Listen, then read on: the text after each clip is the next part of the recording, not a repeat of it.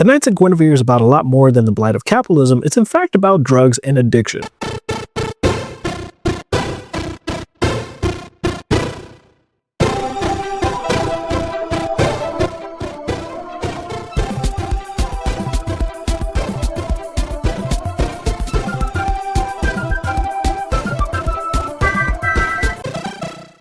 What is up, everybody, and welcome back to another episode of Animated Cartoon Conspiracy Theory, where the only way to get out of your tower is by hitting that subscribe button. I mean, if you don't do that, you can also hit the hype button.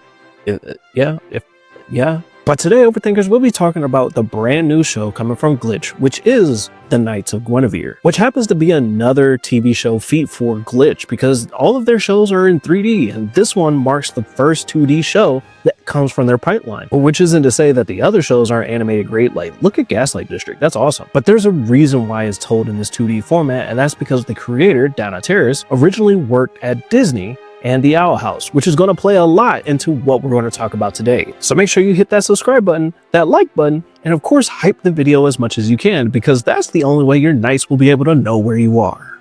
Now, the Knights of Guinevere happens to be one of the newest pilots that came from Glitch at the time of recording, and this story takes place in a future much different than what we expect it to be. Everything in this world is seemingly controlled by this Disney-esque corporation, who not only owns, repackages, and sells this character known as Guinevere to everybody in the world, but seems to be the sole, if not only, contributor to why the world is so junkified. Now, first things first, who is this mega corporation that basically runs everything in this new world? While the answer is not actually told to us in the pilot, we kind of got an answer before the pilot even dropped, and that was with the ARG website partplanet.net. In this world, Part Planet creates most of the junk that is scattered throughout the planet, which is then recycled, reused, and made again to be sold as Guinevere product. But unknown to Part Planet, they are unknowingly causing a disease to plague everybody else down on Earth. See, the story of Knights of Guinevere actually followed these two characters, Frankie and Andy. Now then, these two have been the best of friends, if not more, since their childhood, where after hacking an arcade machine at the Part Planet, they are confronted by Guinevere herself, who seemed to be malfunctioning because her two fingers were messed up, which Frankie ends up fixing and remembering forever. Now, when we fast forward to when they're older, we find out that Andy actually has a job on the inside where the labs are for Part Planet, whereas Frankie works on the outside, working at the docks recycling scrap. But if we take a moment to look at the personality differences, Frankie is way more adept at fixing robots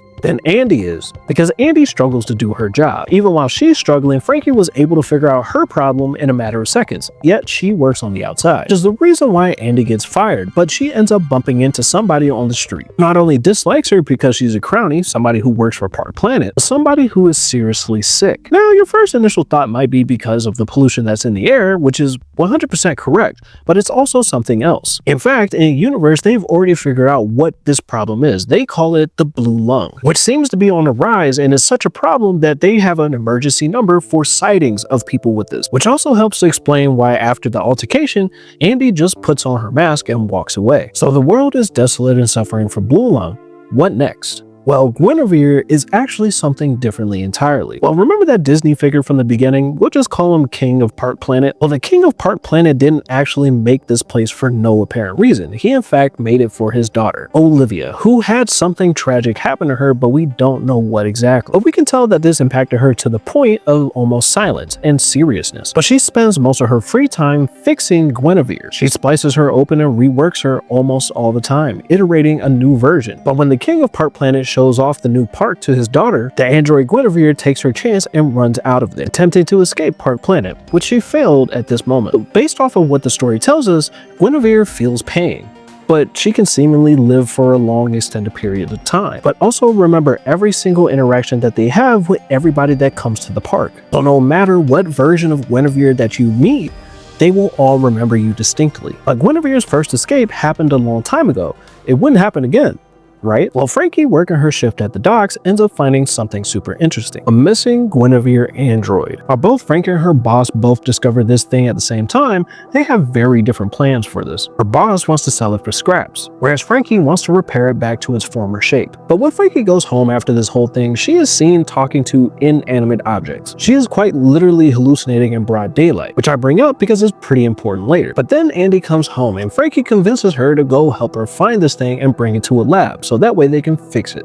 But before they can initiate their plan, Frankie's boss finds out that they stole the robot, and he prevents them both from going to the labs without making a deal first. But it's in this conversation where he points out that the money isn't selling scraps like we've seen them do before, but it's in exotics. In other words, feel-good drugs. But it's in that moment where her boss shows exactly what he's talking about, and Frankie turns her eyes away as if she knows what it is and knows that it's bad. But he's also selling Frankie the dream of them having their own boats and sailing away using this money from those drugs. And Frankie knowing about these drugs makes a whole lot more sense because she's always hallucinating about things that aren't really there. Remember that scene I mentioned prior? She's literally talking to toys that she made. These things aren't animated. They're not real, which means that Frankie is already taking this stuff even though she doesn't want to. Now, while you might want to remember that for later, they end up brokering a deal with the boss. And that deal being that they can fix the android up to brand new, but he gets to sell it in the end. But when Andy goes in to shake on it, what's left behind in her spit handshake is a little bit of blue lung, which means that Andy's probably been infected since she met that person that had it in the street. That exotic compound that the boss was talking about, what if I told you that Guinevere is also hooked up on that as well? If we go to Guinevere's perspective, she sees everything as a beautiful fantasy. Matter of fact, the first time that she meets Andy and Frankie, she sees them as children. The thing is, this might not be them as actual children. This might be them a little bit older. This might be them as an adult. But how do we notice? Well, after they make their agreement and head down into the labs, they face off against one of Olivia's knights. And after narrowly escaping it with the help of Guinevere, Frankie again sees a vision of Guinevere where she says she'll take care of the knight, which she does, and they head down into the deeps. There's this moment that is super important right here, because when they actually enter the lab, they hook up Guinevere to it. All of these wires come in and protrude where they should and shouldn't be. But once the machine is readily hooked up to her, we see all of these veins coursing into her eye, which looks like psychedelics. Then we get a screen that says rebooting, and Guinevere comes to life, where she again sees Andy and Frankie as kids. And if this is true that Guinevere is experiencing all of these things because of narcotics in her bloodstream, allowing her to see the world in perfect harmony all the time, that means that whatever Olivia was tinkering with was a way to create the perfect experience.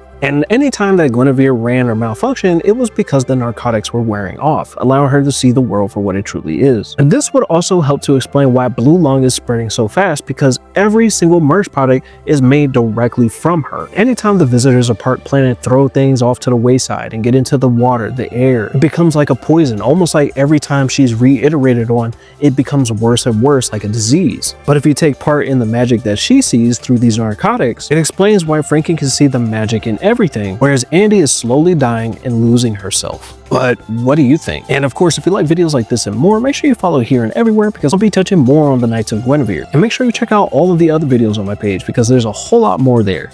And I'll see you in another video. Bye-bye. Mal is 100% hiding something from all of us, including Ken. But Mud will betray us, for sure.